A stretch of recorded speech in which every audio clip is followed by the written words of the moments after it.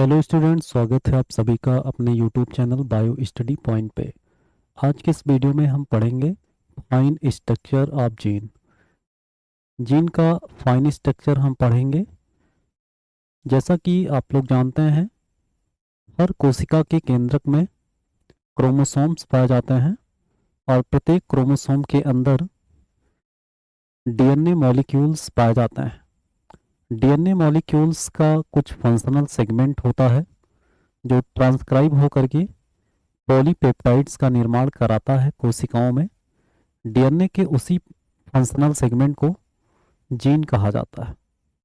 तो डीएनए के उस फंक्शनल सेगमेंट को हम कैसे पहचानेंगे, उसका क्या कैरेक्टर है और वो क्या काम करता है, उन सारे स्ट्रक्चर्स को हम इस वीडियो में डिस्कस करेंगे। यहाँ पर एक डायग्राम आप देख रहे हैं जिसमें क्रोमोसोम बनाया गया है और इस क्रोमोसोम के अंदर यहाँ पर डीएनए मॉलिक्यूल्स को दिखाया गया है। और डीएनए मॉलिक्यूल्स में यहाँ पर आप देख पाते हैं ये डीएनए का फंक्शनल सेगमेंट है, इसी को जीन कहते हैं। और इस जीन में एक्सॉन, इंट्रॉन, एक्सॉन, इंट्रॉन ऐसे कुछ स्पेसिफिक सीक्वेंस पाए जाते हैं, जिसमें जो एक्सॉन होता है वो इसेंशियल पार्ट होता है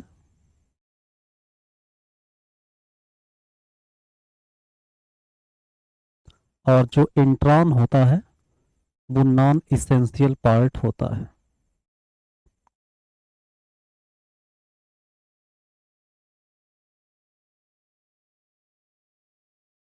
नॉन इसेंशियल पार्ट होता है।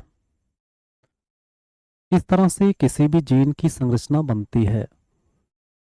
फिर हम देखते हैं जो जीन की संरचना होती है उसमें कौन कौन से पार्ट होते हैं।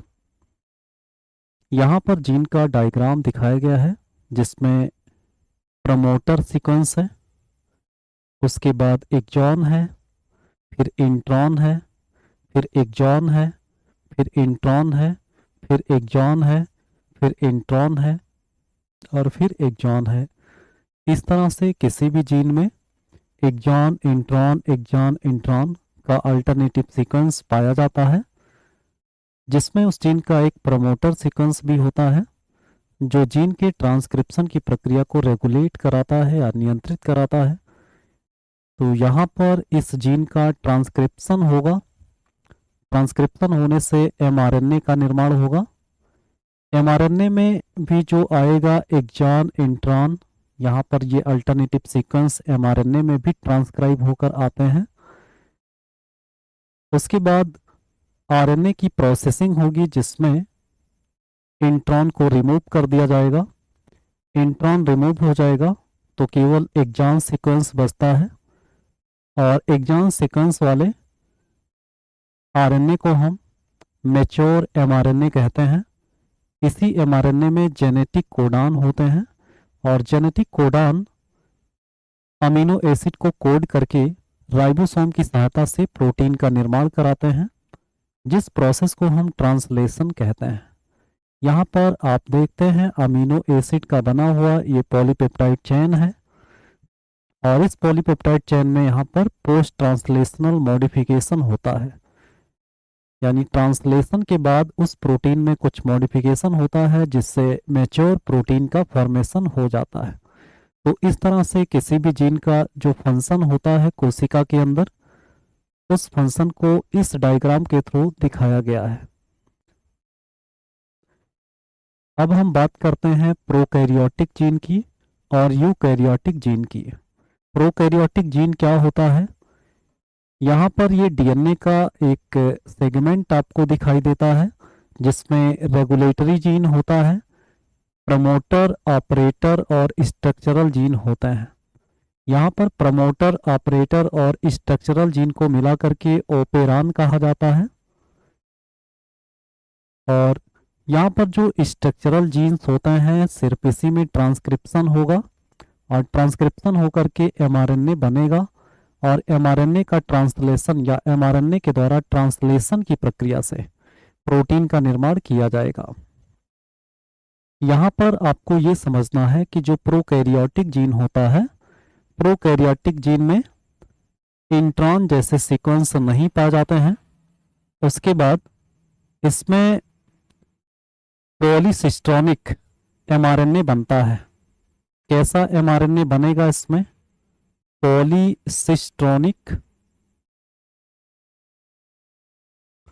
एमआरएनए का निर्माण होता है और पॉलीसिस्टोनिक एमआरएनए एक से अधिक पॉलीपेप्टाइड को कोड करता है। इसका मतलब ये है कि एमआरएनए के पास एक से अधिक पॉलीपेप्टाइड चेन यानी प्रोटीन्स बनाने की सूचना होती है। तो ये कैरेक्टर प्रोकैरियोटिक जीन का होता है। प्रोकैरियोटिक जीन में ये जो रेगुलेटरी जीन्स होते हैं ये ट्रांसक्रिप्ट या ट्रांसक्राइब्ड होकर के ऐसा एमआरएनए बनाते हैं जो एमआरएनए रेगुलेटरी प्रोटीन का निर्माण करती है। कैसा प्रोटीन बनाते हैं ये? रेगुलेटरी प्रोटीन का निर्माण करती हैं। और ये जो रेगुलेटरी प्रोटीन्स है वो जा करके यहाँ पर ऑपरेटर से बाइंड हो जाता है, ऑपरेटर से बाइंड हो जाता है। और जब ये प्रोटीन यहाँ बनने के बाद और जाकर ऑपरेटर से बाइंड हो जाएगा तो जो आरएनए पॉलीमरेज एंजाइम है वो आरएनए पॉलीमरेज एंजाइम आकर के किससे बाइंड करता है? प्रमोटर सीक्वेंस से।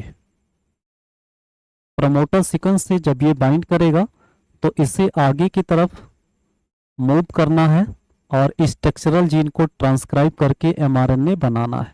जब तक रेगुलेटरी प्रोटीन ऑपरेटर जीन से बाइंड रहता है तब तक आरएनए पॉलीमरेज स्ट्रक्चरल जीन तक नहीं पहुंच पाता और जिससे ट्रांसक्रिप्शन नहीं होता है और एमआरएनए या प्रोटीन का निर्माण सेल के अंदर नहीं होता है। लेकिन जब यहाँ पर इस प्रोटीन को रिमूव करा दिया जाता है तो आरएनए पॉलीमरेज आगे की तरफ जाकर इसको ट्रांसक्राइब करके और एमआरएनए बनाएंगे जिससे एक से अधिक प्रकार के प्रोटीन का निर्माण होगा। अगला हम देखते हैं यूकैरियोटिक जीन के बारे में। यूकैरियोटिक जीन थोड़ा सा कॉम्प्लेक्स स्ट्रक्चर होता है। यहाँ पर रेगुलेटरी सीक्वेंस में इनहेंसर या साइलेंसर पार्ट पाए जाते हैं। उसके बाद प्रमोटर रीजन मिलता है जिसमें प्रॉक्सिमल और कोर जैसे रीजन पाए जाते हैं। उसके बाद 5 प्राइम सिरे पर अनट्रांसलेटेड रीजन मिलेगा जो ट्रांसलेट नहीं होगा। उसके बाद ओपन रीडिंग फ्रेम है। ओपन रीडिंग फ्रेम मतलब डीएनए का ऐसा सीक्वेंस होगा जो ट्रांसक्राइब होकर एमआरएनए बनाएगा, जो यहाँ से स्टार्ट होगा और यहाँ पर जाकर स्टॉप हो जाएगा, क्योंकि यहाँ पर क्या प्रेजेंट होते हैं? टर्मिनेटर सीक्वेंस होता है। तो इस पूरे यूकैरियोटिक जीन में यहाँ से लेकर के और यहाँ तक अगर हम बात करें तो पूरे यूकैरियोटिक जीन में ये सभी सीक्वेंस पाए जाते हैं। यहाँ पे रेगुलेटरी सीक्वेंस और फिर यहाँ पे ओपन रीडिंग फ्रेम होता है, फिर रेगुलेटरी सीक्वेंस पाया जाएगा पीछे की तरफ। तो इस तरह से यहाँ पर ये जीन का स्ट्रक्चर होता है यूकैरियोटिक सेल में। हर एक जीन में क्या होगा? ट्रांसक्रिप्शन होता है और ट्रांसक्रिप्शन होने से यहाँ पर प्री एमआरएनए बनता है। ये डिफर है प्रोकैरियोटिक जीन से, क्योंकि प्रोकैरियोटिक जीन में ट्रांसक्रिप्शन के द्वारा एमआरएनए का निर्माण होता है, जो एमआरएनए डायरेक्टली प्रोटीन का निर्माण करता है। यहाँ पर डीएनए के ट्रांसक्रिप्शन से पहले प्री एमआरएनए बनेगा और प्री एमआरएनए में exon intron exon intron exon intron के अल्टरनेटिव सीक्वेंस पाए जाएंगे। फिर प्री एमआरएनए में क्या होगा? पोस्ट ट्रांसक्रिप्शन मॉडिफिकेशन होगा, जिसमें क्या किया जाएगा? इंट्रॉन को रिमूव कर दिया जाएगा और 5 प्राइम एंड पर कैपिंग होगी और 3 प्राइम एंड पर पॉली ए टेल बनेगा। तो यहाँ पर कैपिंग होगी और इंट्रॉन को रिमूव किया जाएगा। इस इंट्रॉन को रिमूव कर दिया जाएगा। ये जो सीक्वेंस यहाँ पर दिखाई दे रहे हैं, केवल क्या बचेगा? यहाँ पर एक्सॉन एक्सॉन ही बचेगा, पूरा एक्सॉन का ही ये पूरा सीक्वेंस बचेगा। और जिससे मैच्योर एमआरएनए, ये कौन सा एमआरएनए है? मैच्योर एमआरएनए का निर्माण होगा।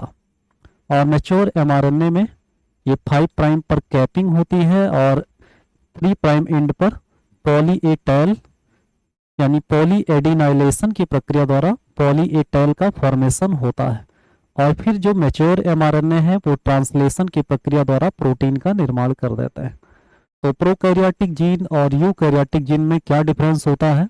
प्रोकैरियोटिक जीन में इंट्रॉन एक्सॉन जैसे अल्टरनेटिव सीक्वेंस पाए जाते हैं जो पहले प्री mRNA का निर्माण कराते हैं। फिर प्री mRNA में पोस्ट ट्रांसक्रिप्शनल मॉडिफिकेशन होता है और जिससे उसमें इंट्रॉन को रिमूव करके 5 प्राइम एंड पर कैपिंग और 3 प्राइम एंड पर पॉली ए टेल का फॉर्मेशन कर दिया जाता है, जिससे मैच्योर mRNA बन जाएगा। फिर मैच्योर mRNA से प्रोटीन का निर्माण होगा। लेकिन प्रोकैरियोटिक सेल में ऐसा कुछ नहीं होता है, वहां पर डायरेक्टली जीन से mRNA बनते हैं जो एक से अधिक पॉलीपेप्टाइड का निर्माण करते हैं। यहाँ पर आप ये देखेंगे कि ये जो mRNA बनता है, ये mRNA कैसा होता है? तो ये मोनोसिस्ट्रॉनिक होता है। यूकैरियोटिक जीन में जो mRNA बनेगा वो क्या होगा? मोनोसिस्ट्रॉनिक mRNA होगा। मोनोसिस्ट्रॉनिक mRNA जो केवल किसको कोड करेगा?